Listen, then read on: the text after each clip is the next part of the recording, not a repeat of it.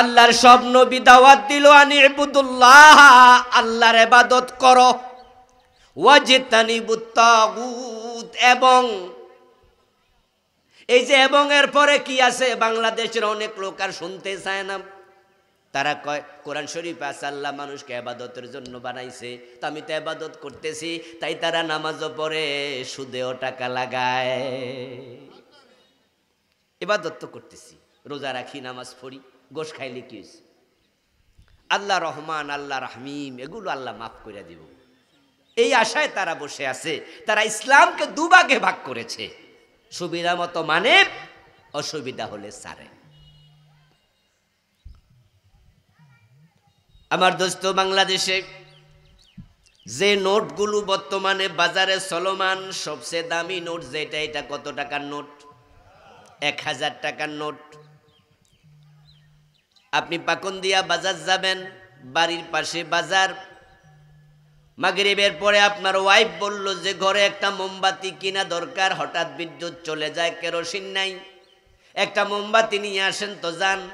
10 টাকা দামের মোমবাতি কেনার জন্য বাজারে রওনা দিলেন।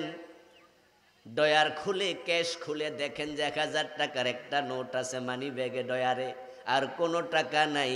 মনে মনে ভাবলেন এই টাকা নিয়ে যদি বাজারে যাই, পকেট থেকে হারিয়ে যায়, আমি বুড়া মানুষ, পকেট মাইর যদি নিয়ে যায় অথবা রাস্তায় হারাইয়া যায়, তাহলে তো 1000 টাকা লস হয়ে গেল। কিন্তু ভাঙতেই নাই, টাকা ছাড়া বাজারে গেলে মোমবাতিও পাবো না।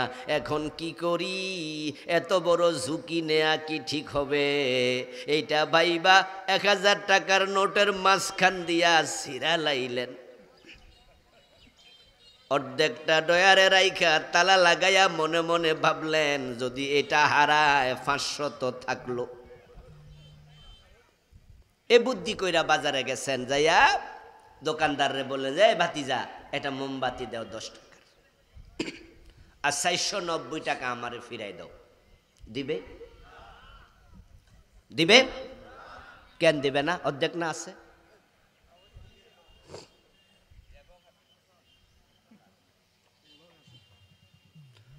ফজরের নামাজ ফরজ কয় রাকাত? কথা বলেন, কয় রাকাত? 1 রাকাত সূরা ইয়াসিন দিয়া পড়লেন 15 মিনিট লাগাইয়া। দ্বিতীয় রাকাত না পড়ে সালাম ফিরে বাড়ি চলে গেলেন, সওয়াব পাইছেন 50%। ঠিক না? কতটুকু? কেন 1 রাকাত না পড়ছিলেন?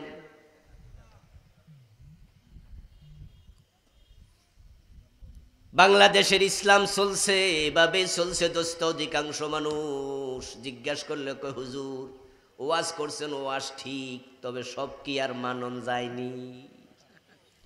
বলে না, বলে না হুজুর ওয়াজ ঠিক, কথা ঠিক, সবই মানা উচিত, কিন্তু সব তো পারি না। অথচ আল্লাহ বলছিল ইউকাল্লিফুল্লাহু নাফসান ইল্লা বুসআহা, মানুষের সাধ্যের বাহিরে আল্লাহ কোনো দায়িত্ব দেয় না। তো পারি না এই শব্দটা আপনার ভুল কথা। যদি না পারতেন এই দায়িত্ব আল্লাহ আপনাকে দিতেন না। আচ্ছা, আজকে যারা এখানে আছেন সুদে টাকা লাগাইছেন, যদি আজকে সিদ্ধান্ত নেন যে এখন থেকে সুদ খাবো না, এই সিদ্ধান্ত নেয়া কি অসম্ভব না সম্ভব? তো পারি না কইলো কেন?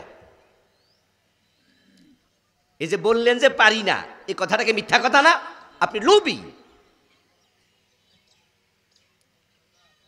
অফিসার যদি ঘোষণা করে যে না আমি ঘোষ খাবো না, আমার ডয়ারে কোনো ঘোষ ঢুকবে না, আমি মানুষ থেকে 1 পয়সা ঘোষ নেব না, বরং কাগজপত্র যাচাই করে লিগেল সব কাগজে সাইন করে আমি সামনে পাঠাইয়া দেব। ঘোষ আমার জন্য আল্লাহ হারাম করছে, আমিও হারাম করলাম। এই সিদ্ধান্ত নেয়া কি অসম্ভব না সম্ভব? তো আপনি বললেন যে পারি না, এটা মিথ্যা। আপনারা যারা ওজনে কম দেন, মালে ভেজাল দেন, আপনি যদি সিদ্ধান্ত নেন যে আমি 2 নাম্বারই করব না, এটা কি অসম্ভব? তো কেন বললেন পারি না? আল্লাহর উপরে তহমত দিলেন, হুজুর ওয়াজ ঠিক কিন্তু পারি না। তাহলে এর মানে হলো আল্লাহ এমন দায়িত্ব দিছে যে দায়িত্ব আপনার পক্ষে সম্ভবই না। আল্লাহকে আপনার আকাশ দিয়ে উড়াল দিতে কইছিল?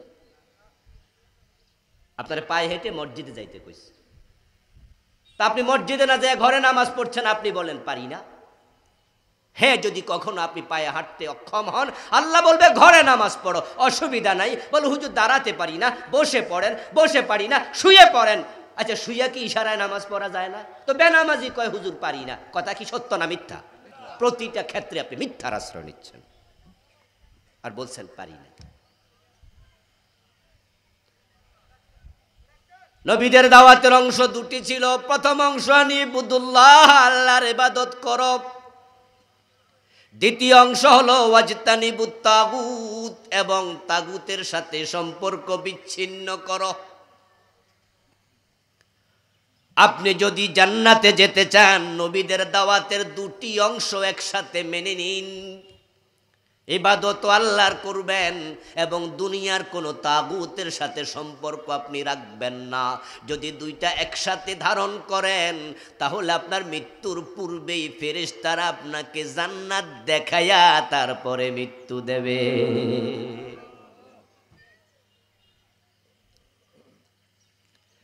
الذين تتوفاهم الملائكة طيبين يقولون سلام عليكم ادخلوا الجنة بما كنتم تعملون।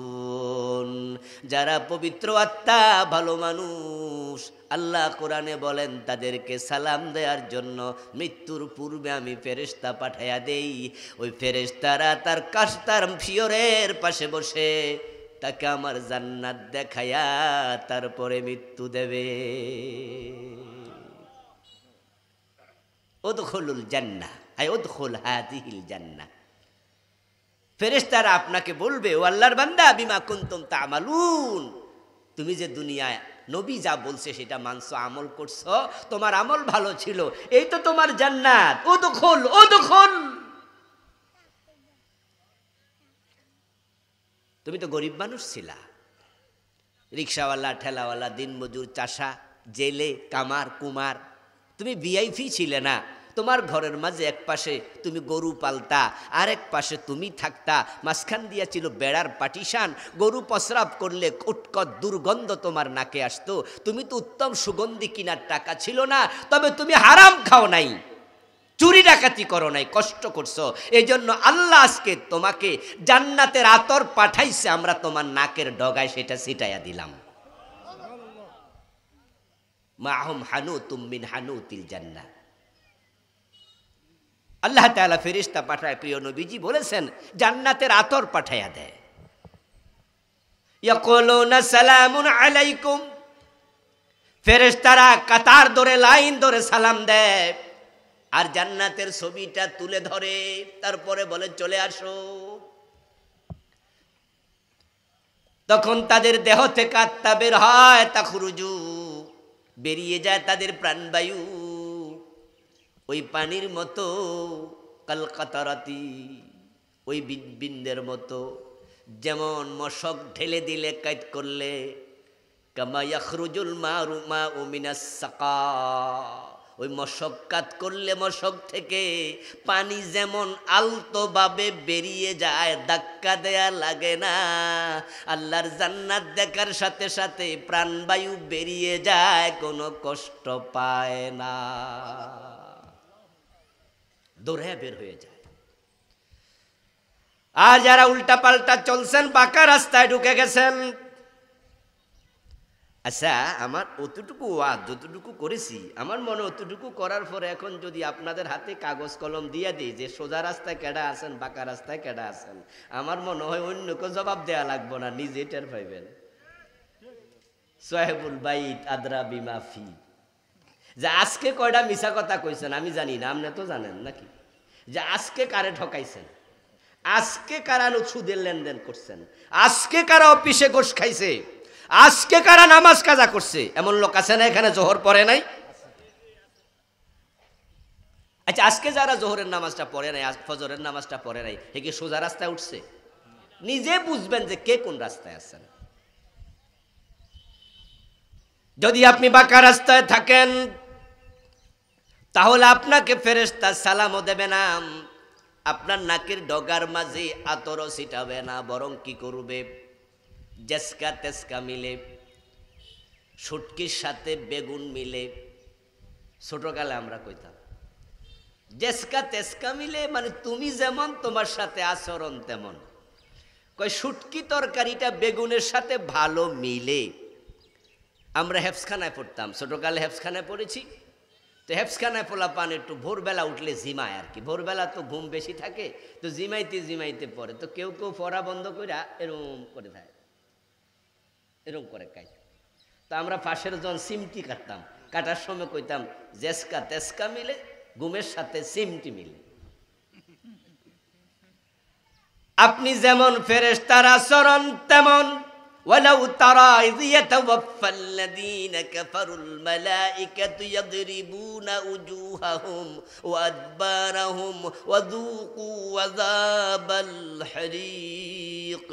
আল্লাহ বলবে ফেরেশতা যা যা, অমক জালেম, অমক ফাসিক, অমক কাফের তার মৃত্যুর সময় ঘনায় আসছে, মিনিট 10 পরে তার দুনিয়ার সফর শেষ। এখন জান কবজ করতে যাওয়ার সময় জাহান্নামের আগুন দিয়ে বানানো চাবুক নিয়ে যা। জাহান্নামের আগুনের বানানো চাবুক নিয়ে ফেরেশতা আসবে। কোরআনে আল্লাহ বলেন ইয়াদরিবুনা উজুহাহুম ওয়া আদবারাহুম। এসে যখন ওই লোকের সাথে সাক্ষাৎ হবে, সাথে সাথে তার চেহারার মাঝে, পিঠের মাঝে ওই চাবুক দিয়া পিটাতে শুরু করবে। জরাবা ইয়াজরিবু। আলেম ওলামা ভাইয়ের একটু একটু আওয়াজ কইরা কোন মানুষ একটু শুনুক। জরাবা ইয়াজরিবু অর্থ কি? জেনারেল লোক দেখি জানে, ফিটুনি দেয়া, মারা। ইয়াদরিবুনা, এক বছর না বহু বছর? বহু বছর। ফেরেশতা কিন্তু একজন আইব না, একজন আসবে না। আপনাদের এলাকায় খুনের মামলার আসামি 10 বছরের কয়েদি পালায়া রইছে ফেরারি, রায় হয়ে গেছে 10 বছরের আসাম, আপনার জেলখানা, এরপরে ফাঁসি পলায়া আছে। যদি পলায়া থাকে, হঠাৎ একদিন পুলিশের সামনে পড়ছে, চা দোকানে বৈশা চা খায়, এলাকার কেউ থানায় ফোন দিয়েছে, ওসি সাহেব ওই খুনের মামলার আসামি তো এলাকায় আসছে। তখন উনি আবার সাথে সাথে সাদা পোশাকে পুলিশ পাঠাইয়া দেয়। পুলিশ কি একজন পাঠায় না একাধিক? নিয়ম কি? ইয়েস। কারণ এর মতো আসামি ধরতে একজন পাঠানোটা নিরাপদ না, এটা নিয়মও না। পুলিশ আসবে 5 জন 7 জন 4-5 জন কমপক্ষে। আসার পরে আপনার চা দোকানে বসে যে ওই আসামি চা খায়, ও বেটারে পাইলে জড়াইয়া ধরে কপালে 2টা চুমু দেবে, ঠিক না?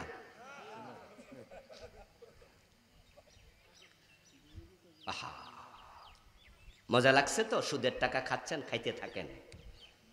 মজা লাগছে, গোশের টাকা খাচ্ছেন, খাতে থাকেন। ফজরের নামাজ না পড়ে ঘুমিয়ে আছেন, খুব মজা, কম্বলের তলে মজা নেন। ফেরেশতার সাক্ষাৎ হবে, সাথে সাথে চেহারার মাঝে, পিঠের মাঝে চাবুক দিয়ে পিটাতে থাকবে। কোরআনের আয়াতের উপরে বিশ্বাস আছে তো? কোরআনের আয়াত শোনাচ্ছি।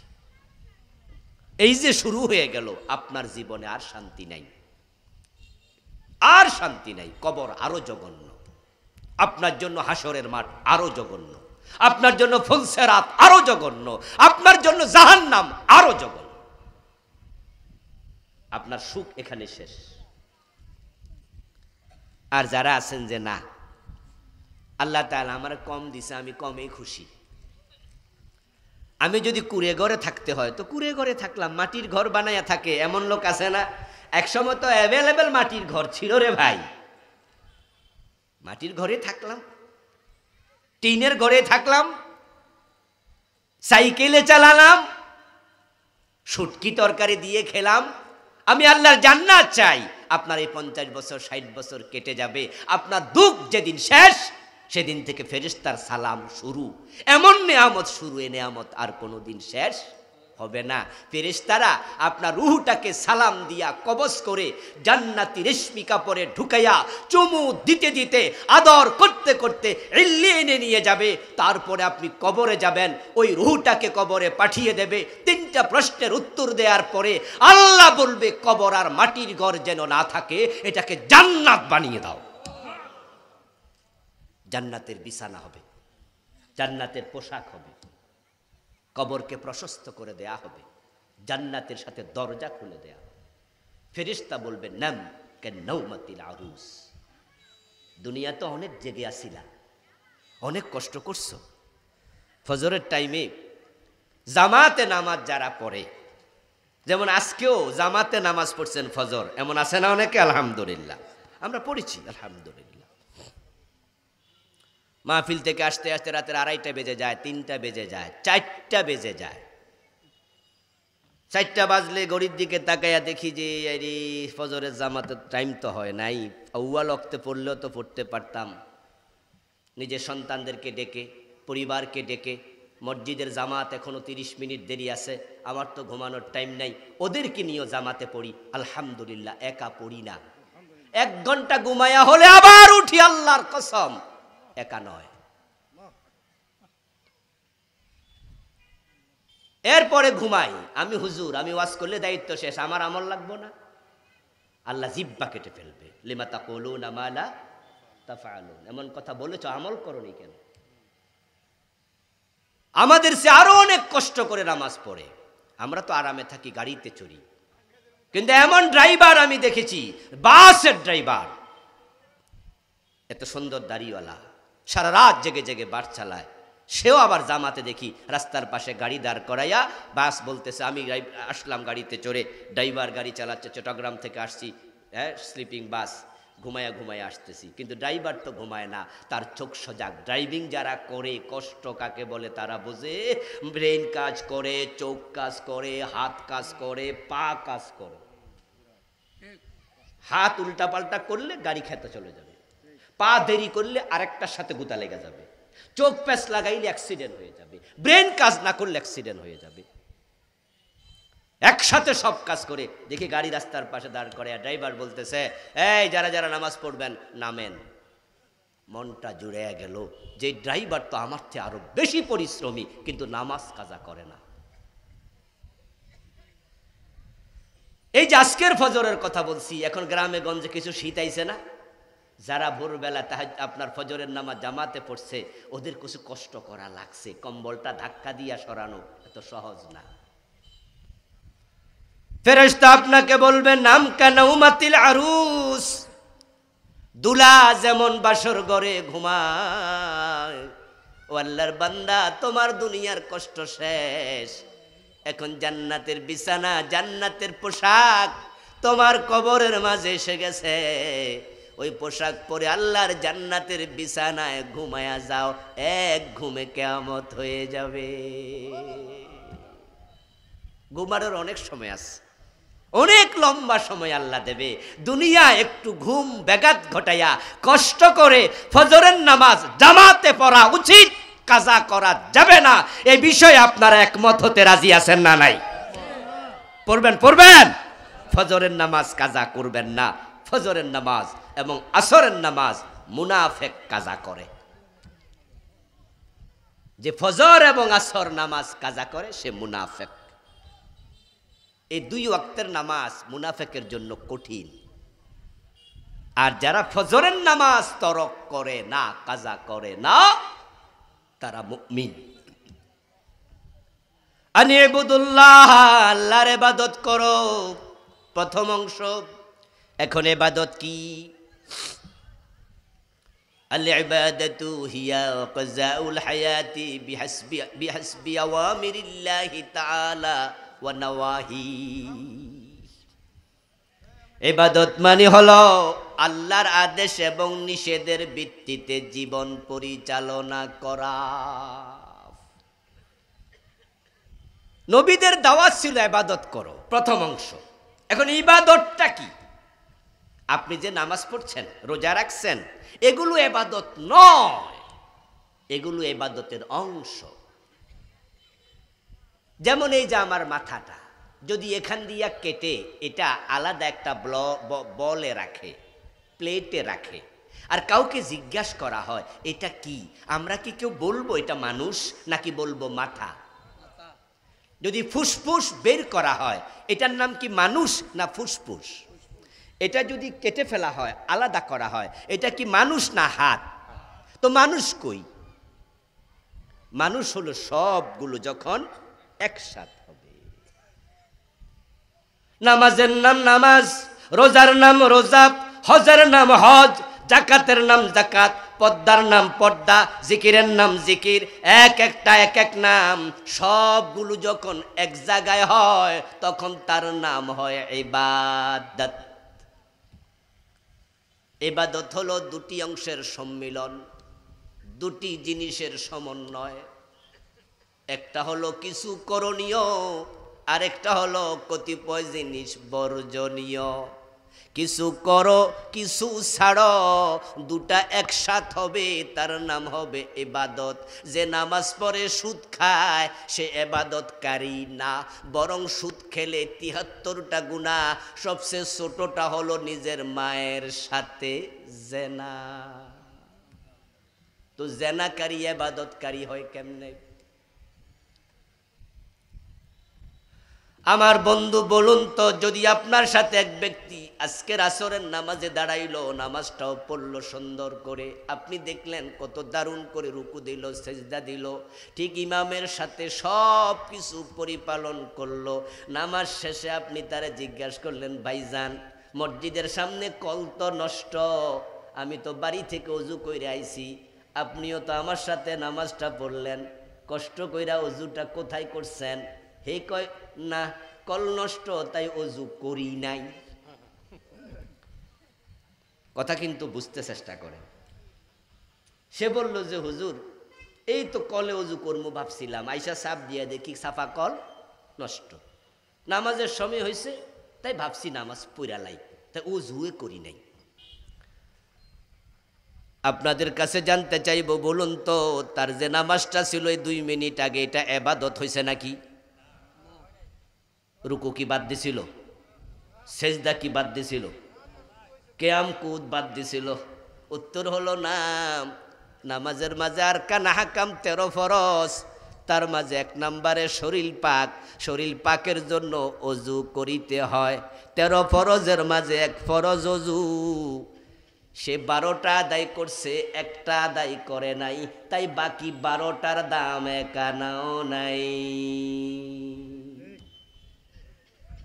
ইবাদত মানি দুটি জিনিসের সমন্বয়, কিছু করণীয় কিছু বর্জনীয়।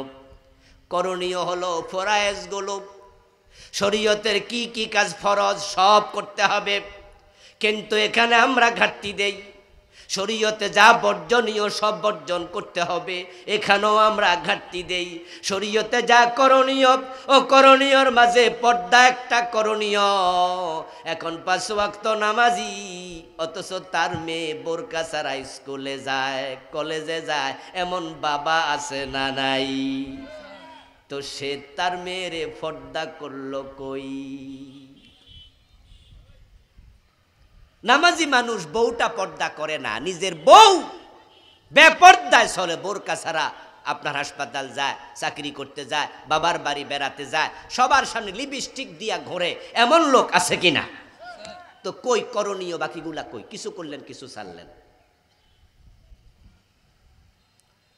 বাবা 5 ওয়াক্ত নামাজ পড়ে, নিজের যুবক ছেলে নামাজ পড়ে না, বরং আজকের ফজরের নামাজে বাবা এসেছে, নিজের যুবক ছেলেটা ঘরে ঘুমায় আছে, বরং বাবা কম্বল টাইনা দেয়, শীত যেন না লাগে, ছেলের গায়ে কম্বল টাইনা দিয়া বাবা নামাজে চলে আসছে। অথচ নামাজ নিজে পড়া যেমন ফরজ, অধীনস্থকে নামাজ পড়ানোটাও ফরজ।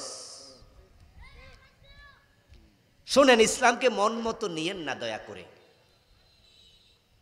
মন মতো নিয়েন না। আমার সামনে এখন বসে আছেন, টাকনুর নিচে আপনার কাপড়,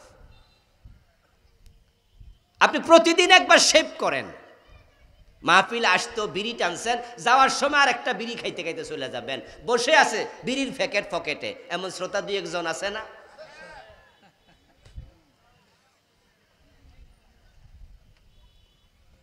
وَأَمُرْ أَهْلَكَ بِالصَّلَاةِ وَاسْتَبِرْ عَلَيْهَا। কুরআন মাজিদে আল্লাহ বলেন, ও নবী, নিজে নামাজ পড়ুন, নিজের অধীনস্থ পরিবার পরিজনকে নামাজ পড়তে আদেশ করুন। আমার ঘরে বেনামাজি থাকে কেমনে? আমার ইনকাম খাবে? আমার মেয়ে বোরকা ছাড়া স্কুলে যায় কেমনে, কলেজে যায় কেমনে? আমার ছেলে কেন ইসলাম মানবে না? হাসরের ময়দানে ছেলের মামলায় আসামি হবে বাবা, বউয়ের মামলায় আসামি হবে স্বামী। পকেটের টাকা খরচ করে মেয়েরে গান শিখায়, নাচ শিখায়, নিজে বাবা মেয়েকে গানের স্কুলে ভর্তি করাইয়া দিছে।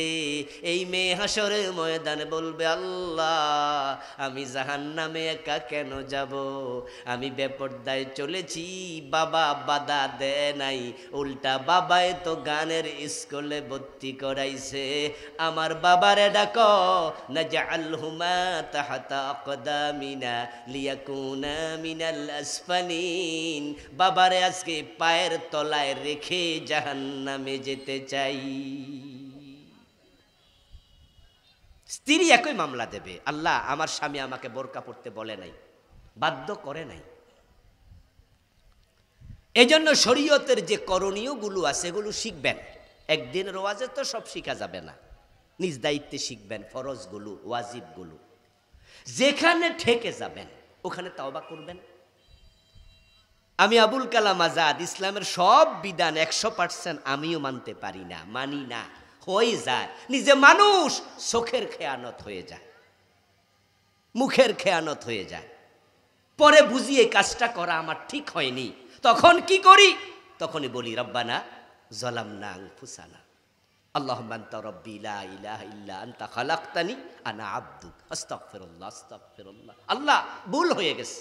আদমকে তুমি বলেছিলে এই গাছের কাছে যেও না, কিন্তু বাবা আদম তো চলেই গেল, আমি তো সেই আদমেরই সন্তান। তুমি বলেছিলে এটা করা উচিত নয়, আমি করে ফেলেছি, আল্লাহ আমারে মাফ করে দাও। ঠিক আমি একই চিন্তায় আগাতে চাই যে সব মানিতেই হবে, যেখানে পারবো না সেখানে তাওবা করতে দেরি করব না।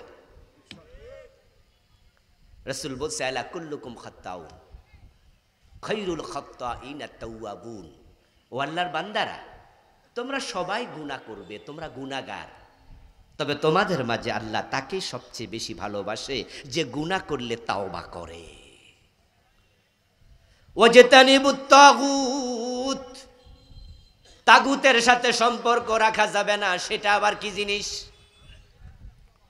এটাই তো বাংলাদেশে সবচেয়ে ঝামেলার অংশ, যেটা ওয়াজ নসিহত কম হয়। তাগুত হলো সেই শক্তি, যেই শক্তি আল্লাহর জমিনে আল্লাহর দিন কায়েম করার পক্ষে না, বরং দিনের উল্টা আইন বানায়। তারা দিন মানে না, আমাদেরকেও মানতে দেয় না। এমন শক্তির পক্ষে থাকা যাবে না। চোর ধরে হাত কাটো, আল্লাহর দিনের মাঝে বিধানটা আছে কিনা? এ কোরআনের মাঝে আছে? এ 53 বছরে এই আইনের পক্ষে এ দেশের রাজনীতিবিদরা আসে নাই। 71-এ দেশ স্বাধীন হলো, 72-তে সংবিধান লিখা হলো। সংবিধান প্রণয়ন কমিটির প্রধান ছিলেন ডক্টর কামাল হোসাইন। ডক্টর কামাল যখন এই সংবিধান লিখে তার কমিটির লোকদেরকে নিয়ে চোর ধরে হাত কাটার বিধান ইসলামে আছে, এটা কি ডক্টর কামাল জানতেন না? আর যারা ধনীর ছেলে তারা যদি হোটেল শেরাটনে গিয়ে খায় তাহলে জেল নাই, কোনো অসুবিধাও নাই। আইন দেখছেননি কি বুদ্ধি! মাইক হাতে নিয়ে আমাদের নেতারা মাঝে মাঝে বক্তৃতা দিতে আমরা দেখেছি যে আমাদের সরকার মাদকের বিরুদ্ধে জিরো টলারেন্স নীতি ঘোষণা করেছে, কোনো ছাড় দেয়া হবে না। হুজুর, আপনারা একটু দয়া করে যুবকদেরকে মাদকের বিরুদ্ধে কিছু নসিহত করেন, মাদকে দেশটা শেষ। আমি মুস্কি মুস্কি হাসি। নেতা, আপনার ভাষণ শুনে মনে হয় মাদকের বিরুদ্ধে আপনার অবস্থান কত স্ট্রং, কত শক্ত, অথচ মাদকের বিরুদ্ধে আপনারা যে অধিদপ্তর বানাইছেন, সরকারি অফিস বানাইছেন, ওইটার নাম দিছেন মাদক নিয়ন্ত্রণ অধিদপ্তর। দিতে পারতেন মাদক নির্মূল অধিদপ্তর। কি নাম দিছে, নির্মূল না নিয়ন্ত্রণ? যারা জানেন তারা বলেন। আমাদের দেশে মাদকের বিরুদ্ধে যেটা আছে ওইটা কি নির্মূল না নিয়ন্ত্রণ? আচ্ছা, নিয়ন্ত্রণ শব্দের অর্থ কি? বাদ দেয়া। হ্যাঁ, বুদ্ধি দেখেন। এই ড্রাইভার, 80-তে গাড়ি চালাও কেন, 90-তে চালাচ্ছ কেন? নিয়ন্ত্রণে চালাও। এর মানে বন্ধ করে খাড়াই থাও। এর মানে আমি বুঝাইছি 60-70-এ চালাও, 50-এ চালাও। উনারা দিলেন মাদক নিয়ন্ত্রণ অধিদপ্তর। এর মানে হচ্ছে কিছু কিছু খাও। মাইক হাতে নিয়ে বলছে আমরা সিরিয়াস। অফিস বানাইলো নিয়ন্ত্রণ। এর মানে হলো হোটেল শেরাটনে, হোটেল সোনারগাঁতে, হোটেল রেডিসনে মদ খাওয়ার জন্য লাইসেন্স দিয়ে বসে আছে। ওপেন দিবালোকে মদ বিক্রি করছে, পাহাড়ের মাঝে মদ খেয়ে নাচছে, সাথে নর্তকী সহ। কারা তারা? এই নেতারা, নেতাদের সাঙ্গপাঙ্গরা। যারা ধনী তারা বড় চালাক, তারা মদ খাওয়ার রাস্তা খুলে দিয়েছে। অধিকাংশ নেতা, সবাই না, কিছু ভালো আছে, অল্প। আমার বন্ধু, এখন যদি আপনার বাড়িতে চোর ঢুকে আর আপনি এটা আনান আপনাদের চেয়ারম্যানের অফিসে, চেয়ারম্যান সাহেব যদি চোরটা ধরে হাত কেটে দেয়, চেয়ারম্যান গিরি থাকবো নি? সাথে সাথে আমাদের ৭১ টেলিভিশন হাজির হয়ে যাবে। প্রথম আলো পত্রিকার সাংবাদিক, কি নাম এটা? প্রথম আলো। প্রথম আলো নয়। এই দেশে যত যন্ত্রণা, ষড়যন্ত্র, প্রত্যেকটার পিছনে প্রথম আলো, ডেইলি স্টারের হাত আছে। জঘন্য পত্রিকা, জনকণ্ঠ।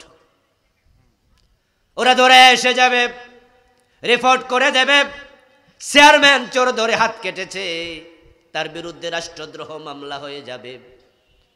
থানায় নেবেন, ওসি যদি হাত কেটে দেয় ওসির চাকরি চলে যাবে। আদালতে দেবেন, হাকিম যদি অর্ডার দেয় হাত কেটে দাও, হাকিমের চাকরি চলে যাবে। অথচ আল্লাহর কোরআনে আছে চোর ধরে হাত কাটো, চাকরি কেন যায়? কারণ আমাদের দেশের সংবিধান যারা লিখেছে তারা এটা লেখে নাই, বলবে সংবিধান বিরোধী আদালতের আইন, সংবিধান বিরোধী ওসির ভূমিকা, সংবিধান বিরোধী চেয়ারম্যানের ভূমিকা, তাই রাষ্ট্রদ্রোহ মামলা দেও। এতে বোঝা যায় কিছু লোক আছে আল্লাহর আইন মানে না, আমাদেরকেও মানতে দেয় না, ওরাই হলো তাগুত। এখন বাংলার এই জমিনে আল্লাহর আইন প্রতিষ্ঠার জন্য আপনার ভূমিকা কি? তাগুতের সাথে সম্পর্ক যদি ছিন্ন করেন, তাহলে কোরআনের আইনের পক্ষে আপনাকে কাজ করতেই হবে। আকিমুস সালাত, এই আয়াত যেমন কোরআনে আছে, আকিমুদ্দিন এই আয়াত কোরআনেই আছে। নামাজ কায়েম করো। তাই আলহামদুলিল্লাহ আমরা সবাই কম বেশি নামাজ পড়ি, নামাজের প্রতি আগ্রহী। কিন্তু আকিমুদ্দিন, দিন কায়েম করো, এ বিষয়ে অনেক মানুষ একবারে বেখবর। কিছু ধরলেন, কিছু মানলেন, কিছু মানলেন না, কিছু ধরলেন, কিছু ধরলেন না। কান খুলে শুনুন, সুবিধাবাদ জিন্দাবাদে মোমেন হওয়া যায় না। আমরা নামাজিরা, আমরা ইসলামপন্থীরা, যারা খারাপ মানুষ তাদেরকে বাদ দিয়া যদি এই দেশের তাবলীগ জামাত, এই দেশের পীরের মুরিদেরা, এই দেশের নামাজিরা, আলেম ওলামারা, আমরা কোরআন প্রেমিকেরা একমত হয়ে যাই, আল্লাহর এই জমিনে তার দিন কায়েম করতে 6 মাসের বেশি লাগবে না। এবার একটি সুযোগ এসেছে। আপনারা ইতোমধ্যে শুনেছেন নতুন সংবিধান প্রণয়নের জন্য অলরেডি প্রস্তাবনাও এসেছে। সরকার কমিটি বানাচ্ছে, অলরেডি পরামর্শ নেওয়া শুরু করেছে। 53 বছর যে সংবিধানে চলছে, এই সংবিধান দেশটাকে শান্তি দিতে পারে নাই। বৈষম্য মুক্ত সমাজ দিতে পারেনি, বরং এই সংবিধানকে দোহাই দিয়া জালেমরা এতটা জুলুম করেছে, দেশটাকে তারা তলাবিহীন ঝুড়িতে পরিণত করেছে। তাদের বাড়ির পিয়ন 400 কোটি টাকার মালিক বনে গেছে। আর আমরা সাধারণ মানুষ 13 টাকা 14 টাকা দিয়ে একটা ডিম কিনে খাওয়া লাগছে। 70 টাকা সবজির কেজি। আমাদের সব টাকা তারা চুরি করে ফেলেছে। শুধু এস আলম কোম্পানি ইসলামী ব্যাংকের 18টি শাখা থেকে 80,000 কোটি টাকা পাচার করেছে। তাহলে ব্যাংক তো আছে আরাফা, এক্সিম, SIBL, আরো কত, তারা 8 থেকে 10টা ব্যাংক তাদের অধীনে। এস আলম গ্রুপ এই যে 80,000 কোটি টাকা মাত্র 18টি শাখা থেকে পাচার করলো, আপনি কি ভাবেন এতে কি উপরওয়ালাদের হাত নাই? ওদের অনুমতি নাই? বরং ওরা ভাগ বাটোয়ারা করে খাইছে। এই জন্য এখন আওয়াজ উঠেছে যে সংবিধান দরকার নাই, এটা চেঞ্জ করো। আমরা আপনাদের কাছে আহ্বান রাখতে চাই, আল্লাহর কোরআন যদি সংবিধান হয়ে যায় এ দেশে শান্তি আসতে বেশি দিন লাগবে না। আল্লাহর কোরআনকে সংবিধান হিসাবে এই দেশে প্রতিষ্ঠিত করার আন্দোলন শুরু করা দরকার আছে না নাই? আছে। আসলে হযরত ওমর কোরআন দিয়ে অর্ধ দুনিয়া চালাইছে, দেখিয়েছেন শান্তি কাকে বলে। রাসূলুল্লাহ সাল্লাল্লাহু আলাইহি ওয়াসাল্লাম মদিনা রাষ্ট্রটি 10 বছর আল্লাহর কোরআন দিয়ে চালাইছে, শান্তি এসে গেছে, খায়রুল কুরুনি কারনি হয়ে গেছে। এজন্য আসুন আমরা আল্লাহ তাআলার দেয়া এই কোরআনকে আমাদের জীবনে মেনে নেই, করণীয়গুলো আমরা করি, বর্জনীয়গুলো বর্জন করি। আল্লাহর নবীদের আহ্বানের সাথে একাত্ম হই, সবাই দলে দলে আল্লাহর জান্নাতে যাওয়ার সুযোগ আল্লাহ করে দেয়, সে কাজে এগিয়ে যাই। আল্লাহ তৌফিক দান করুন, বলি আমিন। প্রিয় ভাইয়েরা, আসরের আজান এখনই হয়ে যাবে। আমরা সংক্ষিপ্ত দোয়া করে একসাথে বিদায় নিতে চাই। রাস্তার উপরে আমার